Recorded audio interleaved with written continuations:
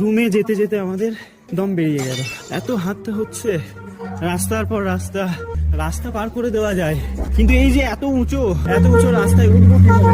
এই যে গাড়িটার উঠতে গিয়েই দম বেরিয়ে যাচ্ছে, তাহলে তাহলে আমাদের কি অবস্থা হবে? আমরা তো মানুষ, আমরা তো গাড়ি না, গাড়ির সেও খুঁটিয়ে যাচ্ছে, তাহলে আমাদের কি অবস্থা হবে? এই উপরে উঠতে গিয়ে যে আমরা রুমে যেতে পারবো কিনা সেটাও নিয়ে ভাবার আছে, কি হবে শেষ পর্যন্ত।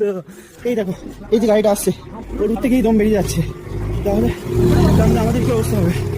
কি যে হবে, রুমে গিয়ে একদম শুয়ে পড়বো, আর উঠবো না। এই ডেলিভারি বয় যাচ্ছে, দেখতে পারো তোমরা, এর পিছন ফেটে বার দরজা হয়ে গেল।